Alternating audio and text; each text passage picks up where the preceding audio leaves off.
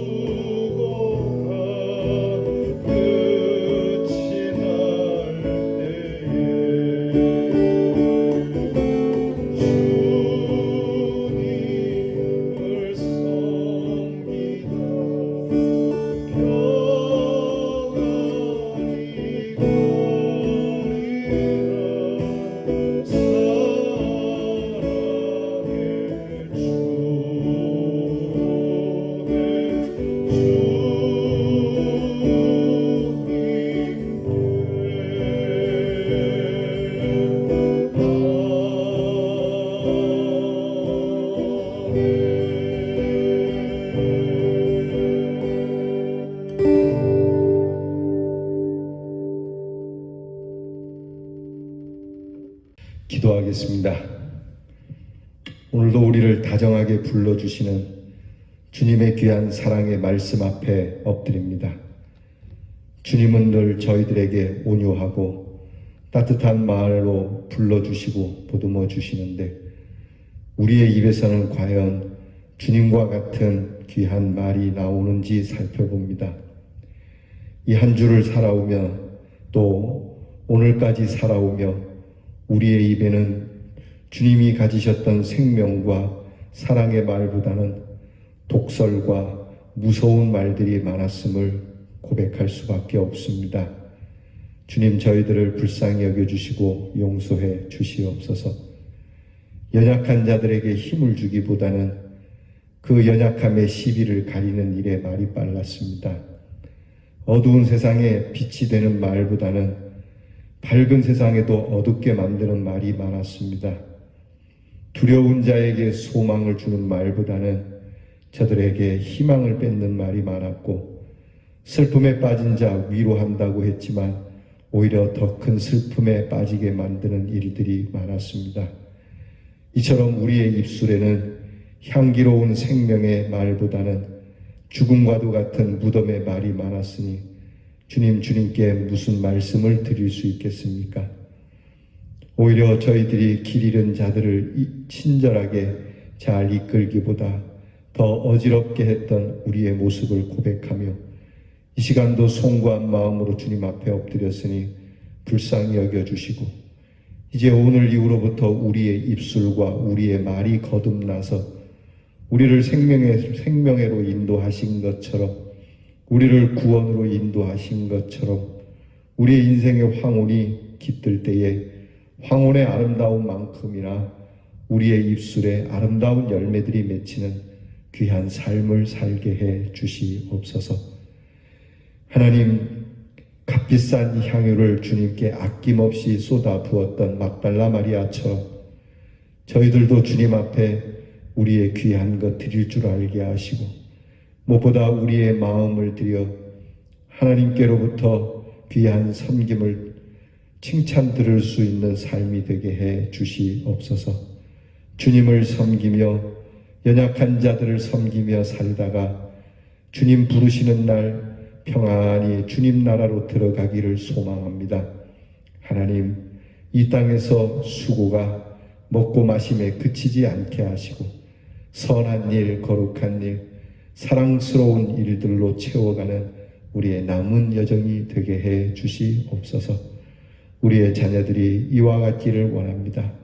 우리의 자녀들이 하나님 앞에 온 몸으로 그리고 온 마음으로 온 삶으로 주님께 드려서 주님께 쓰임받게 하시고 주님께 쓰임받을 때에는 만인을 구원하신 주님처럼 사랑하는 많은 이웃들을 구원할 수 있고 인도할 수 있는 참 생수와 같은 사람으로 살도록 인도해 주시옵소서. 하나님 아버지, 이제 이렇게 이 한 주가 다 흐르게 되었습니다. 내일 거룩한 주일이 있으니 우리의 온 가족들이 내일 거룩한 주일을 잊지 않고 기억하여 예배의 자리를 찾아 힘을 얻고 용기를 얻으며 코로나 질병으로 인하여 힘들어하는 세상 속에 하나님이 주시는 담대함으로 승리하는 복된 예배를 사모함으로 이 날을 보내게 하여 주옵소서. 감사드리며 예수님 이름으로 기도하옵나이다. 아멘. 오늘 말씀은 잠언 10장 8절 이후로 여러 말씀들을 우리가 또 이렇게 채택해서 말씀을 읽도록 하겠습니다. 어제와 마찬가지로 영상으로 보시는 분들은 말씀을 다 찾으실 수가 없으니까 여러분께 영상으로 올려드리는 말씀을 보시면서 같이 봉독하기를 바랍니다. 그러면 말씀을 같이 읽겠습니다. 마음이 지혜로운 자는 명령을 받거니와 입이 미련한 자는 패망하리라. 명철한 자의 입술에는 지혜가 있어도 지혜 없는 자의 등을 위하여는 채찍이 있느니라. 지혜로운 자는 지식을 간직하거니와 미련한 자의 입은 멸망에 가까우니라. 의인의 입술은 여러 사람을 교육하나 미련한 자는 지식이 없으므로 죽느니라. 미련한 자는 교만하여 입으로 매를 자청하고 지혜로운 자는 입술로 스스로 보전하느니라. 명철한 자에게는 그 명철이 생명의 샘이 되거니와 미련한 자에게는 그 미련한 것이 징계가 되느니라. 미련한 자의 입술은 다툼을 일으키고 그 입은 매를 자청하느니라. 미련한 자의 입은 그의 멸망이 되고 그 입술은 그의 영혼의 그물이 되느니라. 사람이 미련함으로 자기 길을 굳게 하고 마음으로 여호와를 원망하느니라. 말에게는 채찍이요 나귀에게는 자갈이요 미련한 자의 등에는 막대의 기니라. 아멘.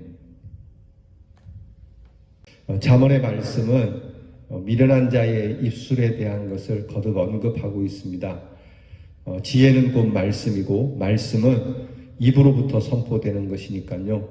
그래서 입으로부터 나오는 말이 우리를 새롭게 하고 건강하게 하고 복되게도 하지만 반대로 그 입술에 무지하고 어리석음으로 인하여 내뱉어지는 말로 인해서 스스로 멸망케 되는 일들이 있다는 것이죠. 그래서 우리의 입술에는 항상 지혜로운 말을 둘 것을 성경은 거듭 간구하고 있습니다. 말을 어떻게 하느냐에 따라 다르죠. 옛말에 그런 말이 있지 않습니까? 말 한마디 잘하면 천냥빚도 갚는다. 그러면 요걸 조금 더 발전시켜서 말 두 마디를 잘하면 천냥빚을 갚고 오히려 천냥을 더 얻을 수 있다라고 하는 것처럼 말이 그만큼 중요하고 소중하다라고 하는 것이죠. 우리가 다 아는 이야기입니다. 돈이 들어가는 것도 아니지 않습니까? 말은 어떻게 하느냐에 따라서 달라지는데 돈 들어가는 것도 아닌 이 말로 인해서 큰 힘을 얻기도 하고 별 볼 일 없는 말 한마디로 인해서 인생 전체가 망가지니 여러분 이 말이 얼마나 소중한지 우리는 잘 압니다. 그래서 말을 잘 하지 못할 것 같으면 차라리 침묵하는 것이 침묵으로 말하는 것이 더 지혜롭다고 성경은 말하지 않습니까? 미련한 자들이 갖는 그 입술의 말은 멸망에 가깝다는 말씀이 있듯이 오늘 우리 예수 믿는 사람의 말에는 정말 생명이 있고 희망이 있고 소망이 있고 따뜻함이 있는 잘 정제되고 가꾸어지고 참 사람들이 듣기에 귀에 듣기에 좋은 말만 하라는 것이 아니라 정말 생명과도 같고 좋은 훈계나 그리고 힘과 용기를 주는 말들이 우리에게 있기를 축복합니다. 잠언에서 미련하다고 하는 것은 무지하고 우둔하고 어리석은 사람을 말하는 것인데요. 이 미련함의 가장 큰 문제가 뭐냐면 하나님을 경외하지 않는다는 겁니다. 즉 미련한 사람은 스스로를 지혜롭게 여겨요. 그리고 하나님을 신뢰하지 않는 거죠. 그러니까 그들은 하나님 도움 없이도 얼마든지 스스로 자기가 원하는 바를 취할 수 있다고 생각합니다. 나는 하나님 없이도 살 수 있어. 나는 하나님이라고 하는 그 존재를 믿지 않아. 나는 나 하나라도 충분해 라고 하는 이것이 가장 큰 문제라고 하는 것이죠. 여러분 정말 그럴까요?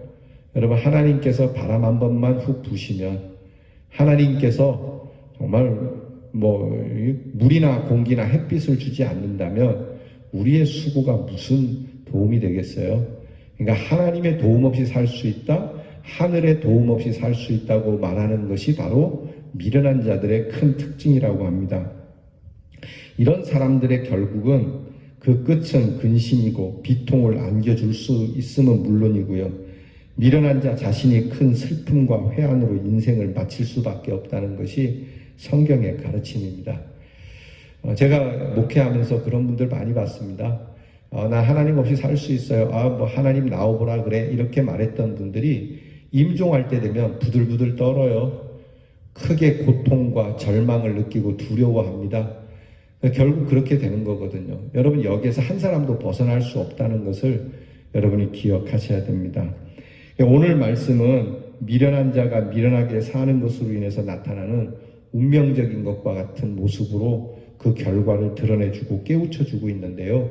몇 가지 살펴봅니다. 첫째는 미련한 자에게는 반드시 채찍이 돌아오게 된다는 겁니다. 그 옛말에 미친놈한테는 몽둥이가 약이다. 미친 개는 몽둥이가 약이다 그러죠.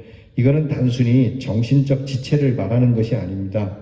미련하고 어리석고 돌이키지 않는 자들에게는 매밖에는, 채찍밖에는 답이 없다는 거죠. 결국 미련함은 물리적인 가학으로 해결하기도 어려울 정도로 답답한 것이 되고, 결국 그들은 매를 불러오는 결과를 얻는 것이 미련한 자들의 결과라고 합니다. 두 번째는 미련한 자의 언어는 멸망에 가깝다는 거예요. 미련한 자가 하는 말마다 그들은 꼭 나쁜 영향을 줍니다. 마치 여러분 군대에서 쓰는 폭약 가운데 지뢰라는 게 있습니다. 밟았다면 그냥 큰일 나는 이 폭약인데요. 이게 언제 어디서 어떻게 터질지 모르는 이 지뢰는 무서운 겁니다. 그래서 미련한 자의 말이 이것과 같아요. 언제 어디서 어떻게, 그 입만 열면 어떻게 터질지 몰라 불안한 거죠. 여러분, 내가 하는 말이 흥왕케 하는 말인지, 성공을 위해 하는 말인지, 또 나아가 생명을 위해 하는 건지, 선한 것을 위한 것인지, 또 내가 하는 말이 하나님의 영광을 위한 것인지 생각해 볼 줄 알아야 합니다. 내가 하는 말이 그와 반대되는 것이라면 문제는 심각한 것이 되죠. 세 번째는요, 미련한 사람은 그의 삶이 짐승과도 같은 모습이어서 이성으로도 훈계가 안 되는 것을 말합니다. 그러면 이성도 안 되죠, 훈계로도 안 되죠. 결국 이들의 무지함은 본능에, 동물적 본능에 가깝다는 거예요. 그냥 그저 욕망에 따라 살고 욕구에 따라 사는 겁니다. 절제력도 없습니다. 이성이나 영성이 피폐해진 사람의 결과를 그들은 보여준다는 거죠. 성경에 보면 존귀에 처하나 깨닫지 못하는 자는, 지혜를 잃어버린 자는 썩어질 금수보다도 못한 존재가 된다라고 하는 말씀이 있어요. 그 사람이 미련해서 타락하면요, 짐승보다 더 악한 종자가 된다는 겁니다. 노아 홍수 때 사람들이 그랬지 않습니까? 그들이 육체가 되었을 뿐이다. 그들이 얼마나 미련한지 그들의 이성으로도, 그들의 가르침으로도 제어가 안 되고, 더 나아가서 하나님의 말씀은 더 말할 것 없이 그들이 외면하고 버린 상황이 되니까 그들의 결과는 그냥 사람이 고깃덩어리에 불과했다라고 성경은 얘기해요. 여러분, 우리가 살다 보면은 우리 악한 사람들 보지 않습니까? 정말 그 악한 사람들을 보면은 거의 동물에 가깝습니다. 무지막지하고 정말 무섭죠. 이거는 사람이 아니라 악마와 같은 그러한 모습이죠. 네 번째는요, 삶의 방향이 굽습니다. 그 사람들은, 미련한 사람들은 삶의 방향이 구부러져요. 바른 길로 못 간다는 얘기죠. 그리고 여호와를 원망하는 불만으로 살아가게 된다는 거예요. 삶의 목적도 없어요. 그냥 살아가요. 소망도 없어요. 그냥 그렇게 살다가 죽는 거지라고 이야기를 해줘. 그리고 욕심에 치우칩니다. 그저 채우기에 급급하죠. 노는 일에 급급하죠. 안일함에 급급하죠. 그것이 그 인생의 전부이죠. 그리고 나아가서 잘못되면, 일이 잘 안 되고 고통이 오면은 오히려 하나님과 주변을 원망하는 사람들이 미련한 사람들의 결과라고 하는 겁니다. 본문에서 미련한 자의 모습과 관계된 운명적 모습은 다른 어떤 것보다도 입술과 언어, 말을 통해서 일어나게 되는 것에 집중되어 있습니다.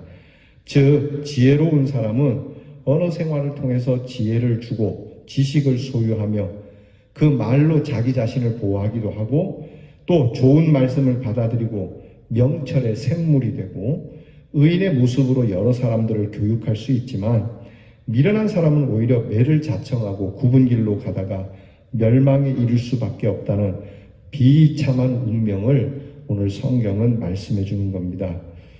미련한 사람은 결국 자신을 의지하는 고집으로 자신과 주위에 많은 화를 불러 일으키게 되고요, 점점 상황을 나쁘게 만들어 간다는 겁니다. 그러니까 교회에서도 보면은 정말 성도님들 가운데 자기 고집이 너무 강하신 분 있어요.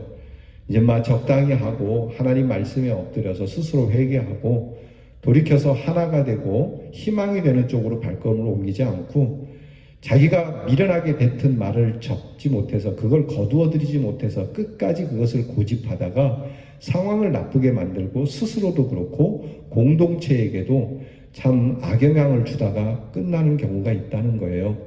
여러분, 우리가 이렇게 되지 말기를 바랍니다. 그러니까 적당히 하고 빨리빨리 돌아와서 다시 우리에게 참 희망과 기쁨의 공동체를 만들기 위해서 빨리 돌아서야 돼요.